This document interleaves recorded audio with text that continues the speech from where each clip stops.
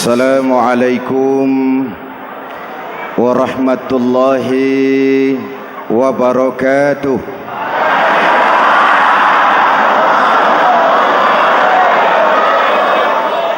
Alhamdulillahi rabbil alamin.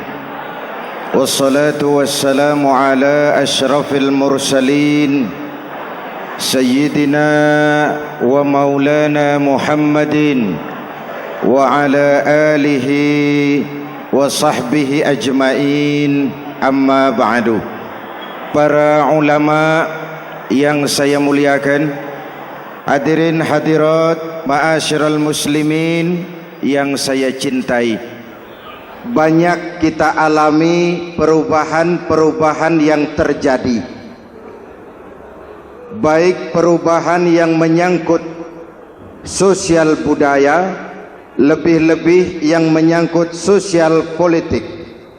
Yang tidak banyak mengalami perubahan adalah sosial ekonomi. Bahkan angka kemiskinan kita naik menjadi 3/5 dari total penduduk kita hidup di bawah garis kemiskinan, dan 20% diantaranya miskin mutlak. Perubahan-perubahan yang terjadi menyadarkan kita kepada kebenaran Al-Quran ketika Allah menyatakan wa tilkal ayyamu nudawiluha bainan nas. Hari itu kami putar di antara manusia. Ada saat datang, ada waktu pergi. Ada hari lahir, ada saat kembali, ada waktu dilantik, ada saat menyerahkan jabatan. Hari kami putar di antara manusia dan hidup cuma sekadar menunggu giliran. Soalnya kemudian di tengah perubahan-perubahan yang terjadi begitu cepat, what must we do now?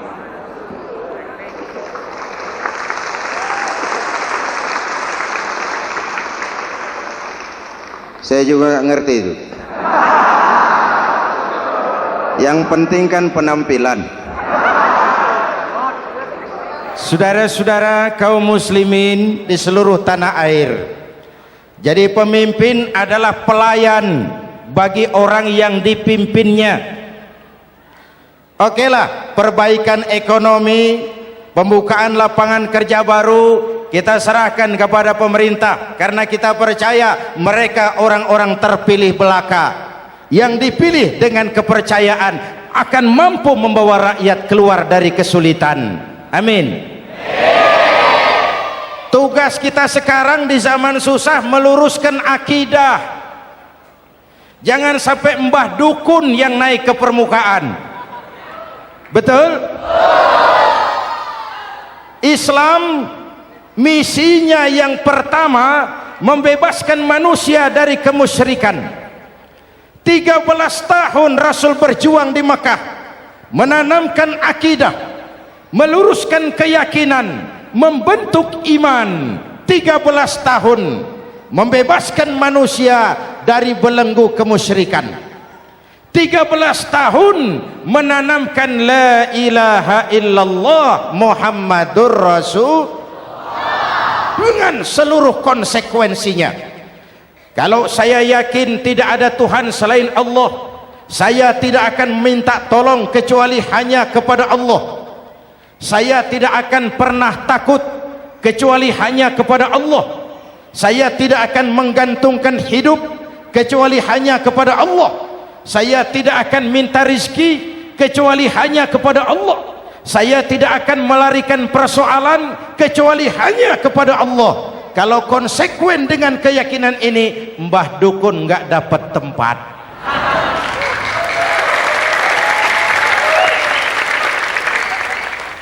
Akur? Ayo lihat secara sederhana. Saya sandaran di tiang, tiangnya ambruk, sayanya jatuh. Saya sandaran di tembok, temboknya runtuh, saya juga runtuh.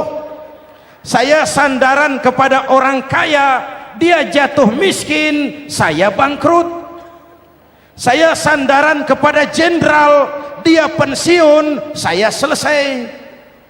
Tapi kalau saya sandaran hanya kepada Allah, Allah tidak akan pernah miskin, Allah tidak akan pernah lumpuh, Allah tidak akan pernah terpuruk, dan Allah tidak akan pernah berkurang kekuasaannya.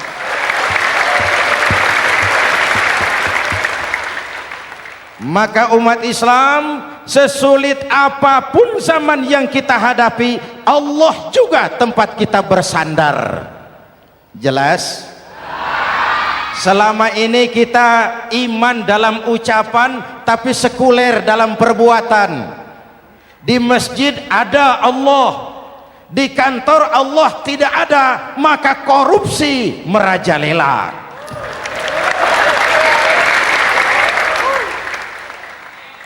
Di masjid ada Allah, di pasar Allah tidak ada, maka timbangan tetap curang. Kita iman dalam ucapan, tapi sekuler dalam perbuatan. Oleh karena itu, sesulit apapun zaman yang kita hadapi, iman jugalah pegangan kita, Allah juga tempat kita bersandar. Boleh zaman berubah, akidah jangan sampai goyah. Karena iman kita hidup, untuk iman kita berjuang, dan dalam iman kita ingin kembali menghadap Allah Subhanahu. Selama ini manusia Indonesia kita lebih banyak diisi otaknya, hati sering kosong, agama dangkal, akidah rapuh, moral rendah. Memang kemudian muncul banyak orang-orang pintar, cuma sayang tidak benar. Indonesia kita bangkrut, Indonesia kita terpuruk, Indonesia kita sakit parah kalau diurus orang yang cuma pintar tapi tidak benar. Kita perlu orang-orang pintar, tapi kita lebih perlu orang benar. Jelas? Kalau cuma pintar tapi tidak benar, itu yang sering saya sampaikan, nanti disuruh ngurus beras malah nimbun beras.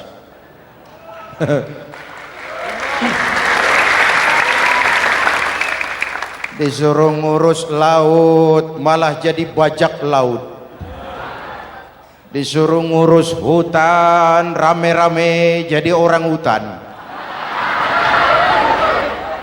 Jutaan hektar hutan Indonesia kita ini merupakan kekayaan sumber daya alam kita yang harus digunakan bagi sebesar-besar kemaslahatan rakyat. Yang disuruh ngurus hukum malah bikin hukum seperti pisau, tajam ke bawah, tumpul ke atas. Jangan heran lalu di masyarakat muncul street justice, pengadilan jalanan, sebagai refleksi dari ketidakpuasan melihat sikap hukum yang sangat berpihak.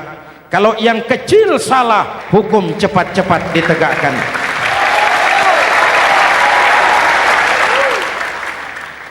Lihat saja sekarang ini, kalau orang terkenal banyak uang, punya masalah, antri yang bela. Betul? Tapi saudara lihat si Marsinah di Jawa Timur, si Sengkon dan Karta di Jawa Barat, si Udin Bernas wartawan Jogja, terseok-seok mencari keadilan, sampai hari ini urusannya masih remeng-remeng. Kenapa bisa begitu? Jawabannya sederhana, tidak ada fulus. Ada fulus mulus, tidak ada fulus manfus. Betul?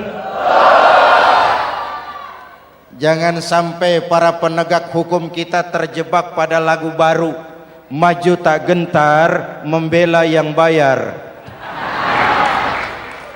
Biar bertentangan dengan nurani, biar bertentangan dengan public opini, biar bertentangan dengan rasa keadilan. Siapa yang bayar itulah majikan, mau benar atau salah belain terus.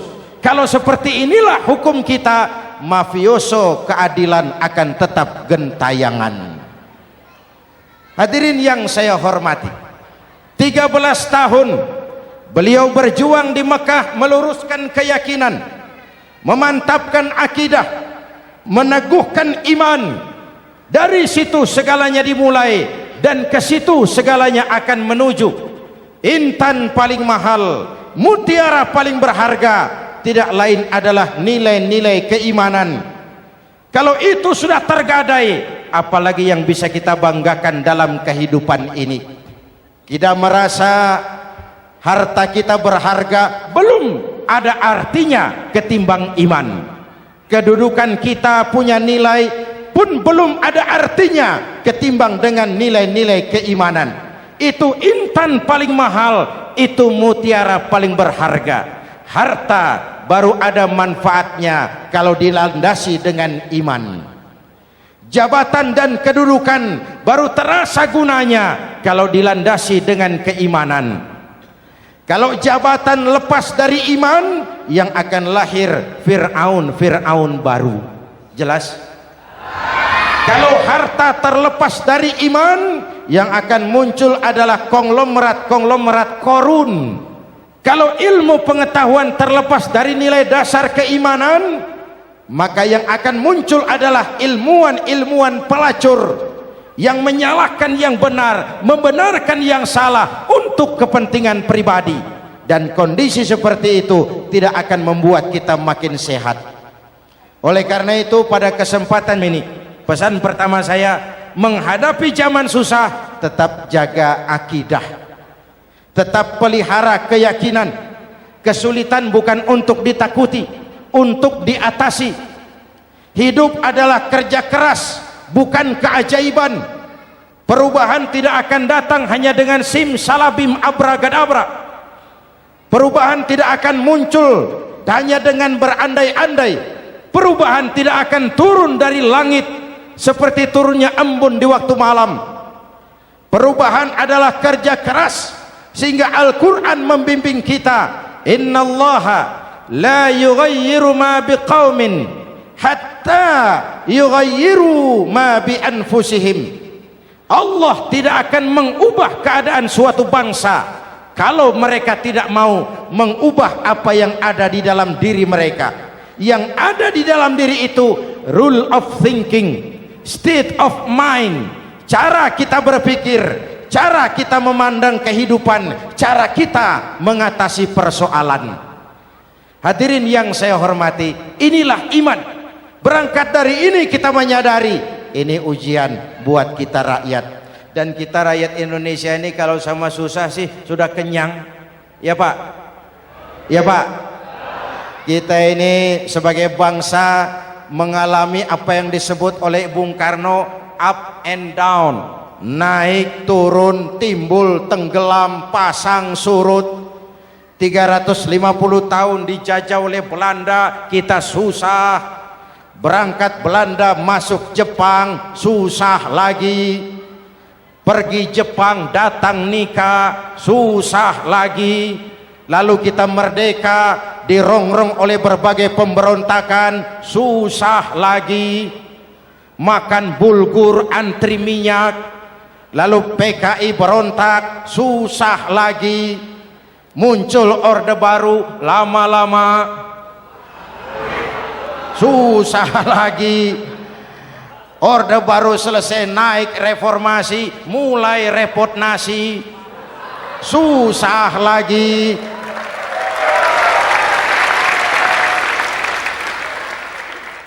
Kalau susah kita ini sudah akrab, sudah intim. Mestinya kalau sudah susah seperti itu, jangan salah sikap menyikapi kesusahan.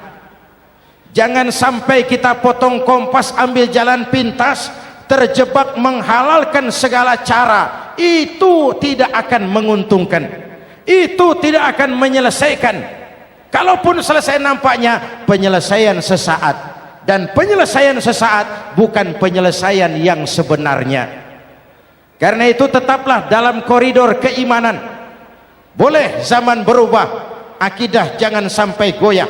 Silahkan masa berganti, tapi keyakinan jangan mati. Sekali la ilaha illallah sampai tetes darah paling penghabisan, tetap la ilaha illallah. Sanggup?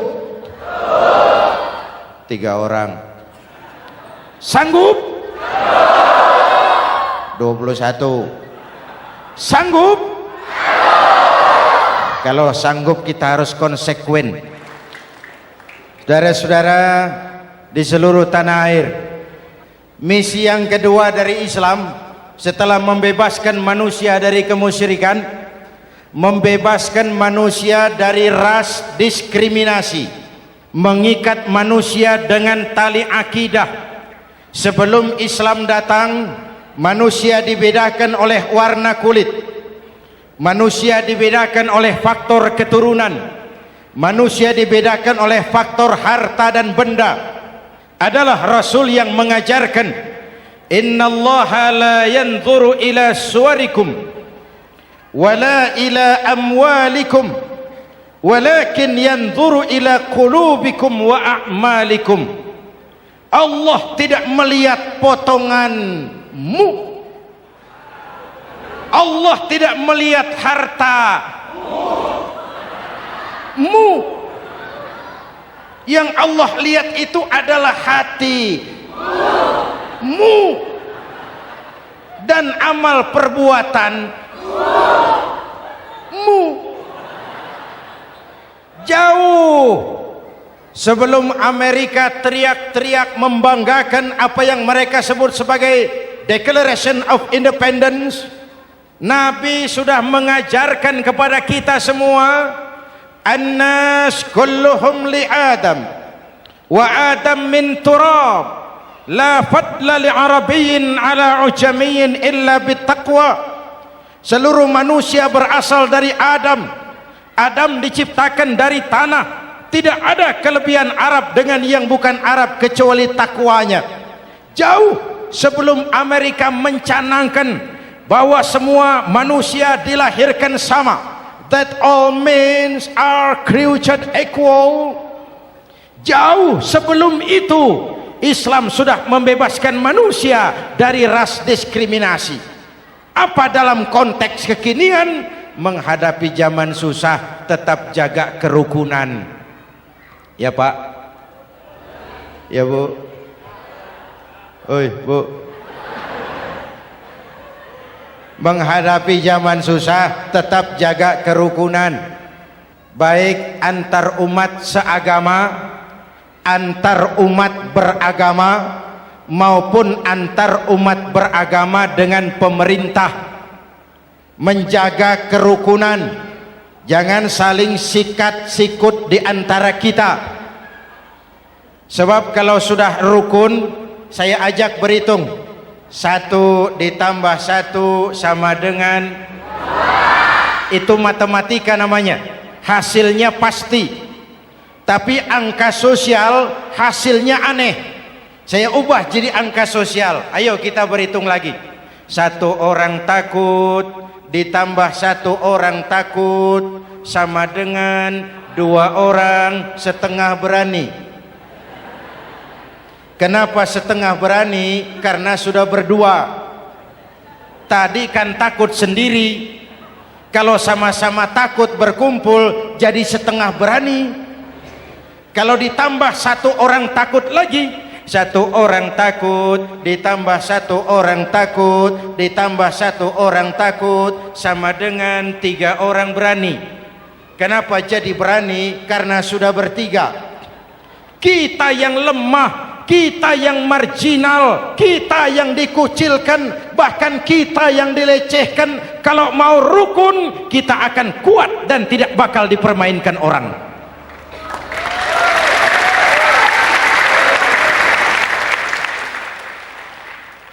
Tapi kalau rukunnya yang satu mau menikam yang lain, saya ajak berhitung lagi. Yuk berhitung yuk. 1 ekor ayam ditambah 1 ekor musang sama dengan 1 ekor musang. Kemana ayamnya? Dimakan musang. Betul nggak nih hitungan? Ayo kita hitung lagi. 1 ekor ayam ditambah 1 ekor musang sama dengan 1 ekor musang. Kemana ayamnya? Dimakan musang. Jadi kalau kita suka kumpul dengan orang yang mau makan kita, selesailah kita.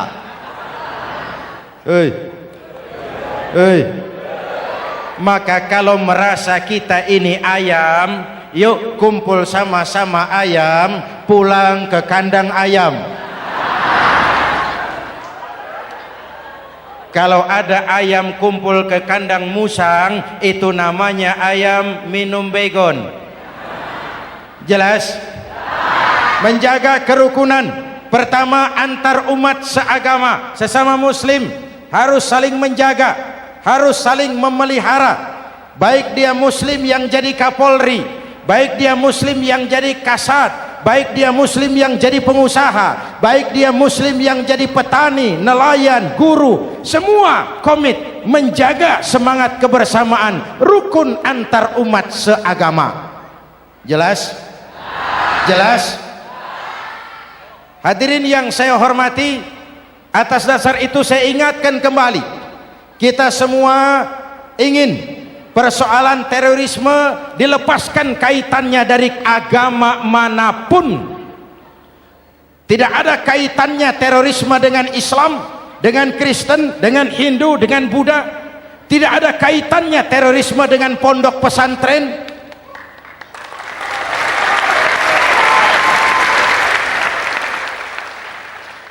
Jangan sampai pesantren jadi kambing hitam. Karena sejak zaman penjajahan, pesantren sudah terbukti memberikan kontribusi bagi perjuangan memerdekakan rakyat Indonesia. Rukun antar umat seagama. Yang kedua, rukun antar umat beragama. Islam ini rahmatan lil, jangankan manusia walaupun berbeda agama, binatang saja dihormati. Ada hadis, fa iza zabahtum fa ahsinuz zibhata. Kalau kamu menyembelih hewan, sembelihlah dengan cara yang terbaik. Jangan menyembelih ayam dengan pisau tumpul. Itu namanya tidak berperi kebinatangan. Yang kecil lagi, saudara buka babul istinja, makruh buang air kecil di tanah yang berlubang. Sebab apa? Pertama, menjaga kesehatan. Siapa tahu di lubang yang saudara buang air kecil itu ada gas beracun. Kalau tidak, melindungi binatang yang ada di dalam lubang. Siapa tahu di lubang yang saudara buang air kecil itu ada semut sedang rapat membahas terorisme. Apa dosanya lalu mati dikencingi? Ini namanya rahmatan lis semut. Binatang saja dilindungi. Maka perbedaan agama tidak harus menyebabkan kita bertolak belakang. Perbedaan agama bukan alasan untuk saling bermusuhan. Apalagi kita sudah menyadari tentang kemajemukan kita, tentang kebinekaan kita, tentang keragaman kita. Rukun antar umat beragama, saling menghormati, saling menghargai, tapi tetap dalam batas lakum dinukum. Lalu rukun antar umat beragama dengan pemerintah. Hadirin yang saya hormati, yang benar kita dukung, yang salah kita perbaiki dan kita tegur menurut cara-cara yang diajarkan oleh agama kita. Dan sholat berjamaah, pendidikan bernegara yang paling bagus. Tadi kita sholat ada imam, ada makmum, betul? Makmum wajib ikut imam kalau imam benar sholatnya. Rakyat wajib ikut pemimpin kalau pemimpin benar mimpinnya. Masyarakat Islam ini loyal. Masyarakat Islam ini bukan pemberontak. Masyarakat Islam ini taat dan setia. Kapan? Kalau imamnya benar. Imam takbir, makmum. Imam ruku, makmum. Imam i'tidal, makmum i'tidal. Imam sujud, makmum. Tapi kalau imam keliru, mestinya imam ruku malah sujud. Salah imam ini. Tegur. Siapa yang wajib negur? Makmum yang saf terdepan. Anggota DPR.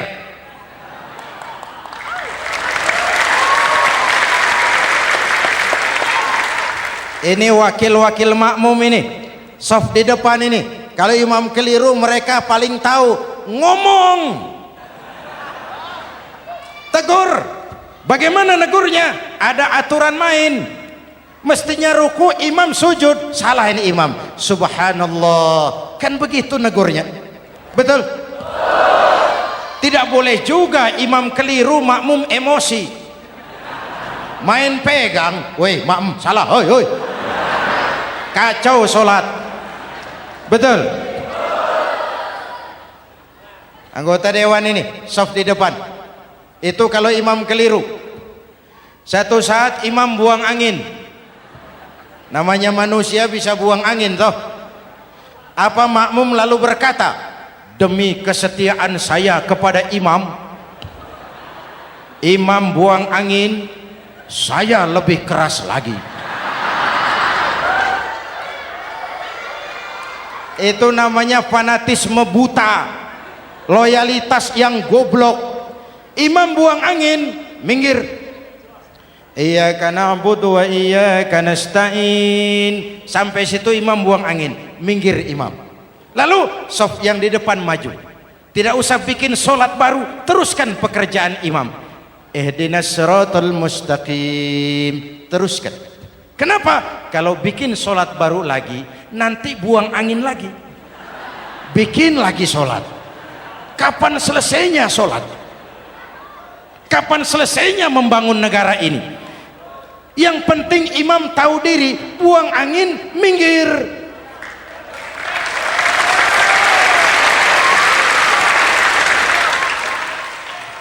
Ini kacaunya solat berjamaah kita sekarang.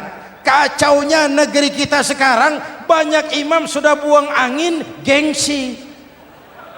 Diam aja merasa nggak punya salah. Dikasih tahu sama makmum, imam tadi buang angin ya, malah jawab sedikit. Apa kalau sedikit lalu tidak batal solat itu? Mekanisme kehidupan sosial yang diatur lewat tuntunan solat berjamaah. Sehingga Nabi berpesan, kun imaman muta'an au ma'muman muti'an fala takun thalisan jazu'a. Kalau jadi pemimpin, jadilah pemimpin yang ditaati. Kalau jadi makmum, jadilah makmum yang mentaati. Jangan jadi golongan ketiga pemecah belah. Di depan tidak jalan, di belakang takut, ditaruh yang di tengah, di depan didorong, yang belakang ditendang. Ini namanya biang kerok. Saudara-saudara, dari uraian singkat ini saya ambil beberapa catatan pokok. Pertama, kalau ada intan paling mahal, kalau ada mutiara paling berharga dalam hidup kita, itu tidak lain adalah karena keyakinan. Hidup jadi indah, hidup jadi berharga, hidup jadi berarti kalau didasari atas sebuah keyakinan. Dan keyakinan itu tidak lain adalah nilai iman kita, akidah kita kepada Allah Subhanahu wa ta'ala. Yang kedua, tetap menjaga kerukunan. Sesulit apapun zaman yang kita hadapi, kita tetap harus menjaga semangat kebersamaan. Kita harus tetap menjadi lem perekat yang menjaga keutuhan, baik sebagai bangsa maupun sebagai umat. Perbedaan adalah wajar, harus dihormati, sebagai ciri kehidupan berdemokrasi. Tapi jangan perbedaan menjadi sebab kita bermusuhan, dan jangan perbedaan menyebabkan kita saling berpecah belah. Hormati perbedaan, jangan perbedaan dipandang sebagai permusuhan. Dengan akidah yang kuat dan kebersamaan yang kokoh, ayo kita hadapi kesulitan, kita atasi kesulitan, dan dengan kerja keras untuk menyongsong hari esok yang lebih pasti. Mari kita Fatihah. Semoga Allah memelihara kita bangsa Indonesia. Ala hadhihi niyyah wa ila hadratin Nabi. Al-Fatihah.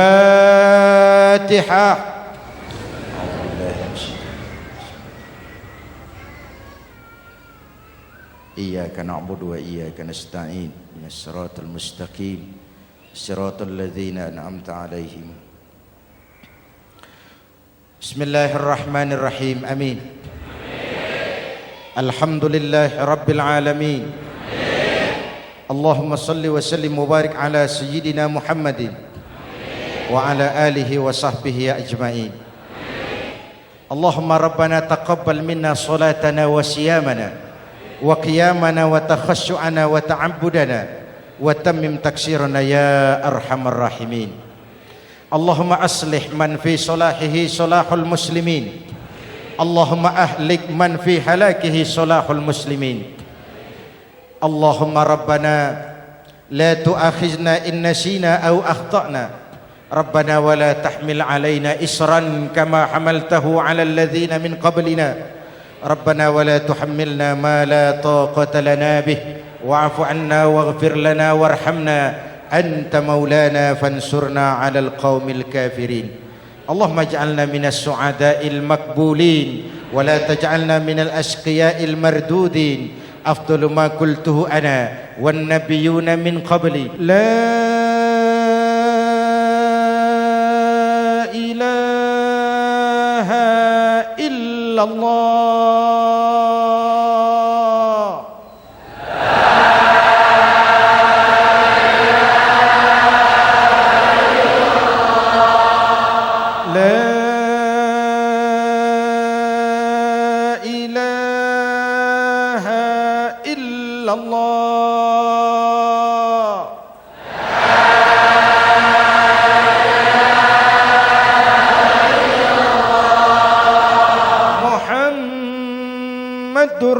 Rasulullah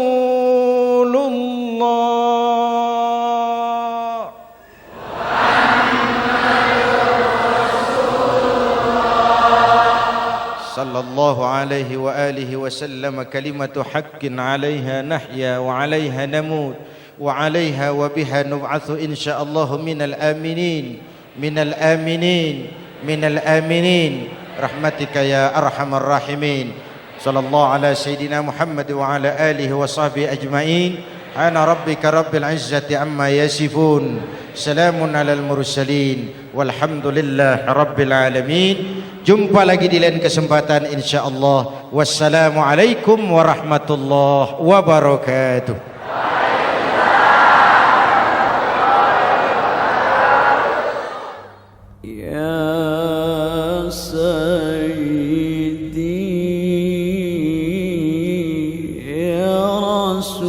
Allah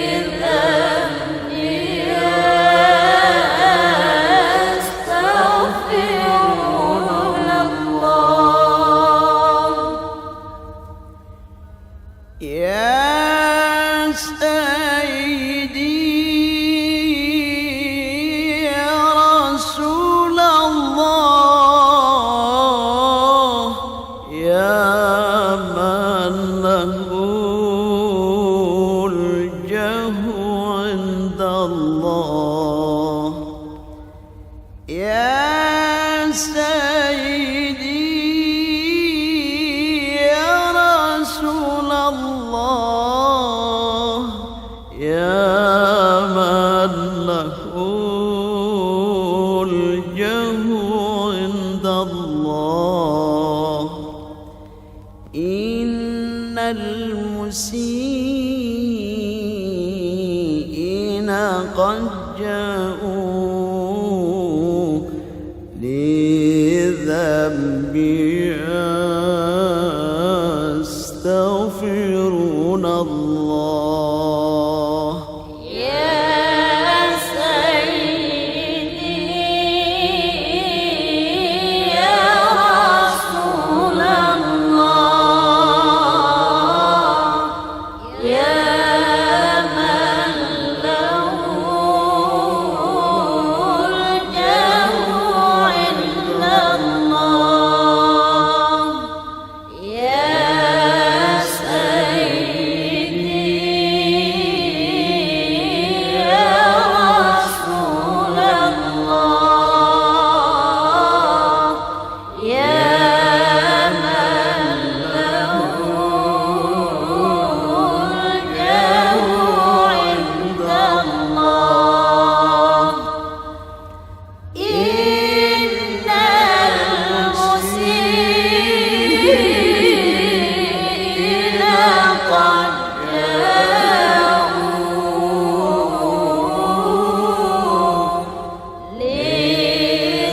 لذنبي يستغفرون الله نادى المهاجر صفي الله ذاك ابن عيسى أبا السادات نادى المهاجر صفي الله ذاك ابن عيسى بالسادات ثم المقدم ولي الله غوث الورى قدوات القادات يا سيدي يا رسول الله يا من له الجاه عند الله يا سيدي يا رسول الله يا من له الجاه عند الله إن المسيئين قد جاءوا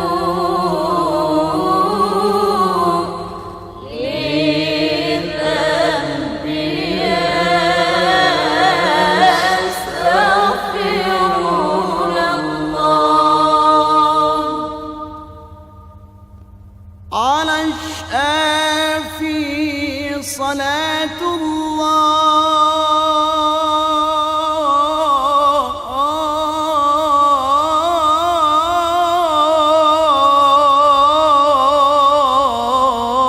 الله على الكافي سلام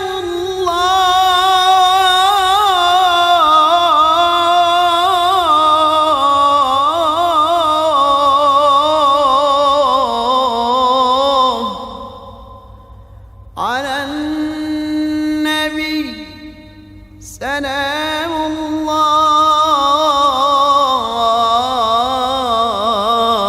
الله وصلاة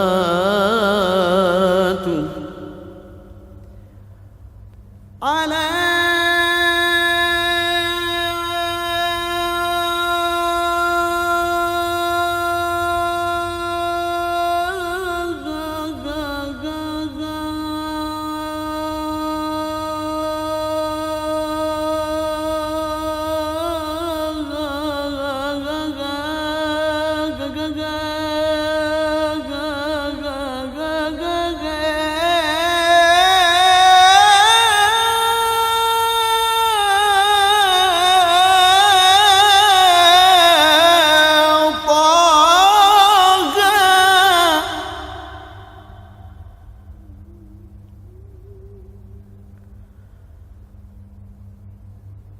صلاة الله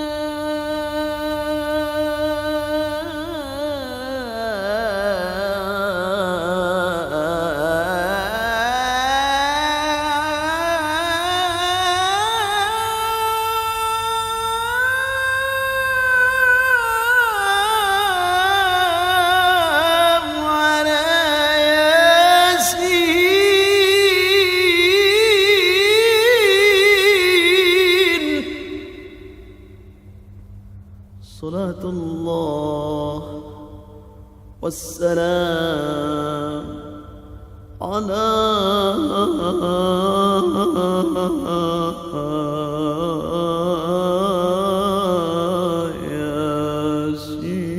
ياسين يا سيدي يا رسول الله يا من له الجاه عند الله يا سيدي يا رسول الله يا من له الجاه عند الله إن المسيئين قد جاءوا